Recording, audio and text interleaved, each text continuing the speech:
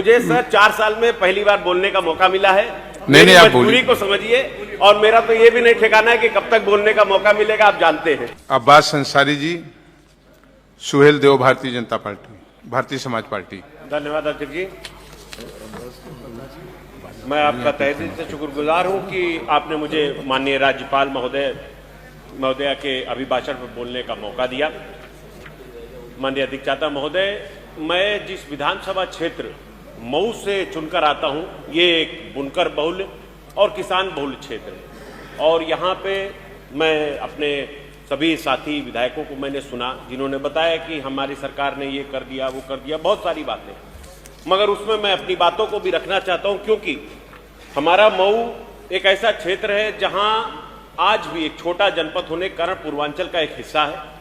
और पूर्वांचल में मऊ एक छोटा जनपद है जहां का सदर हॉस्पिटल, मऊ सदर हॉस्पिटल जो है वो मात्र 70 बेड का हॉस्पिटल है, जहां प्रतिदिन पिछले 6 महीने का अगर आंकड़ा उठाकर देखा जाए तो 200 से ज्यादा पेशेंट वहां पर हमेशा रहते हैं। माननीय चेयर से मैं अनुरोध करूंगा कि आपके माध्यम से मेरी ये रिक्वेस्ट हो कि मेरा मऊ सदर जो सीट है उससे 2 राष्ट्रीय मार्ग गुजरते हैं। एक तो हमारा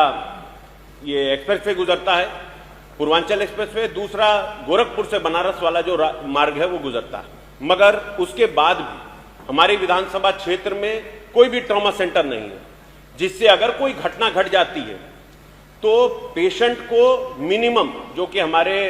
क्षेत्र से 100 किलोमीटर की दूरी पर जो भी अच्छा बेहतर हॉस्पिटल है वहां या लखनऊ आना पड़ता है, और रास्ते में उनकी मृत्यु हो जाती है, और जो कि एक अपूर्व घटना होती है जिसकी कोई भी पूर्ति नहीं की जा सकती। मैं आपके माध्यम से अनुरोध करूंगा कि अध्यक्ष जी, मेरी विधानसभा बुनकर बहुल क्षेत्र है और बुनकर लोग बड़ी बड़ी मशीनों से काम करते हैं। अक्सर ऐसी घटना और दुर्घटना घट जाती है जिससे घायल होने वाले व्यक्ति को इंस्टेंट ब्लड लॉस होता है, और जिस कारण स्वास्थ्य सेवा बेहतर ना होने के कारण मिनिमम जो स्वास्थ्य सेवा भी होनी चाहिए वो भी ना मिलने के कारण वहां पर ये दिक्कत सामने आती है और लोगों की जान जाती है। अध्यक्ष जी, मैं आपसे ये अनुरोध करूंगा आपके माध्यम से कि हमारे यहाँ मऊ का जो डिस्ट्रिक्ट हॉस्पिटल है उसमें ऑक्सीजन जनरेशन प्लांट नहीं है, जो कि आज के समय में बहुत ज्यादा जरूरी पड़ जाता है, क्योंकि सिलेंडर से सप्लाई होने वाली जो गैस है अगर किसी माध्यम से ऑक्सीजन खत्म हो जाता है तो एक बहुत बड़ी घटना का सामना हो सकता है, जिससे कि जान और माल का नुकसान हो सकता है। अध्यक्ष जी, मेरे यहाँ एक सबसे बड़ी परेशानी ये है कि जो सदर हॉस्पिटल है उसकी अच्छा ना होने की वजह से और वहाँ कोई भी स्पेशलिस्ट डॉक्टर ना होने की वजह से जो प्राइवेटाइजेशन हो रहा है, और वैसे भी इस सरकार में प्राइवेटाइजेशन को काफी बढ़ावा दिया जाता है, तो हमारे मऊ में जो प्राइवेट हॉस्पिटल्स है उनकी एक मोनोपोली चल रही है, जो अपने मनमाने रेट पर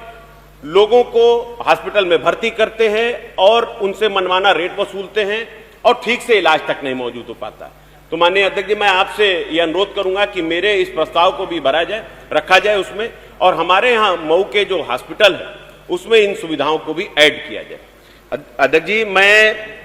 एक बड़ी महत्वपूर्ण बीमारी है जो हमारे मऊ में लोगों को बहुत परेशान कर रही है, थैलीसीमिया नामक एक बीमारी है। इस बीमारी में हड्डी के अंदर जो बोन मैरो होता है उसमें खराबी आ जाने के कारण व्यक्ति बहुत ज्यादा परेशान हो जाता है, दर्द से जूझता है। पीड़ित को हर 15 दिन में पीआरवीसी ब्लड की आवश्यकता पड़ती है। इस रोग के उपचार में और भी सुविधाओं की आवश्यकता पड़ती है। सुविधा न होने के कारण मरीजों की मौत हो रही है तथा उनके परिजन आर्थिक रूप से टूटते जा रहे हैं। मान्यवर, आपसे अनुरोध करता हूं कि इस बीमारी की गंभीरता को देखते हुए डिस्ट्रिक्ट हॉस्पिटल मऊ में इस रोग के 2 स्पेशलिस्ट कंपोनेंट ब्लड बैंक जांच एवं दवाइयां उपलब्ध कराने की कृपा करें। मान्यवर, मेरे यहां सबसे बड़ी परेशानी नगर पालिका क्षेत्र, हमारे यहां से ही नगर विकास मंत्री भी आते हैं, मगर जो भी कारणवश हो मैं अपनी परेशानी आपके सामने अपने मऊ की रखता हूं कि मेरे नगर पालिका क्षेत्र में 25% आबादी जो कि एक गंदे पानी के नाले के खुले होने की वजह से परेशान है। ये 500 मीटर लंबा नाला करीब 27 फीट चौड़ा है मान्यवर, और 27 फीट चौड़ा नाला जब भी बारिश का मौसम आता है, खुला हुआ नाला, उसमें पानी भर जाता है पानी बढ़ने के कारण तरह तरह की बीमारियां पैदा होती हैं, कभी छोटे बच्चे उसमें गिर जाते हैं, कभी उसमें कोई जानवर गिर जाता है और जान और माल का भारी नुकसान हो जाता है। तो माननीय चेयर से मैं अनुरोध करूंगा कि आप मेरी तरफ से मेरी इस चीज को पहुंचाएं और किसी भी तरह उस नाले को बनवाने की कृपा करें, क्योंकि आगे 2 महीने 3 महीने बाद बरसात का मौसम शुरू हो जाएगा और फिर से इन घटनाओं से हमारे नगरपालिका क्षेत्र को बहुत दिक्कत होगी। मगर मेरी विधानसभा क्षेत्र से होकर गुजरने वाले वाराणसी गोरखपुर हाईवे में, जिस पर district hospital, collectorate, police line, SP office, तहसील, विकास भवन, आरटीओ ऑफिस तथा कई स्कूल, कॉलेज और प्राइवेट हॉस्पिटल हैं, वो रास्ता बिल्कुल क्षतिग्रस्त हो चुका है, मगर उस पर कोई काम नहीं हो रहा है। मैं आपसे अनुरोध करूंगा कि उस रास्ते को काम करने के साथ साथ, उसको बेहतर बनाने के साथ साथ उसको 4 लेन में करने की कृपा किया जाए, ताकि ट्रैफिक जाम से और जो परेशानी हो रही है उससे भी लोगों को आराम मिल सके।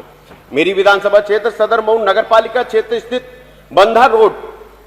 डेढ़कुलिया घाट से खेदूपुरा भदेसरा होते हुए बख्तावरगंज मार्ग को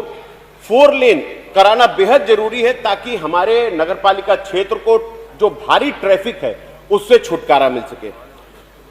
मेरे यहाँ विकासखंड रतनपुरा है, रतनपुरा में विकासखंड ग्राम ठेचा है, टिपर 7 में तमसा नदी पर गोदाम घाट के सामने पुल का निर्माण कराना बेहद जरूरी है, क्योंकि लोगों को इसकी बड़ी समस्या हो रही है इसकी वजह से। और देखिए मेरी विधानसभा क्षेत्र में ग्राम गाढ़ा में योगपुर हॉस्पिटल की पुरानी चारदीवारी टूट गई है, जिसकी वजह से आवारा पशु उसके अंदर आ जाते हैं और बड़ी परेशानी होती है। माननीय सदस्य जी, समय देखें। मात्र 30 सेकंड दूंगा सर। आप लिख के दे दीजिए, याद आएगा। मुझे सर 4 साल में पहली बार बोलने का मौका मिला है। नहीं, आप मजबूरी को समझिए, और मेरा तो ये भी नहीं ठिकाना है कि कब तक बोलने का मौका मिलेगा, आप जानते हैं। नहीं, आप बोलेंगे। तो इसलिए मुझे मेरी बातों को सुन लीजिए साहब। मेरे यहाँ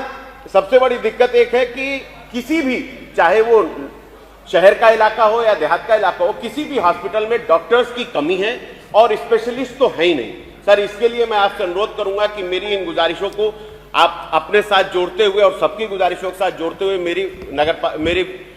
मऊ सदर विधानसभा को भी विकसित करें, ताकि मैं भी अगली बार जब अपनी बात रखूं तो उसके साथ साथ बहुत धन्यवाद माननीय सदस्य।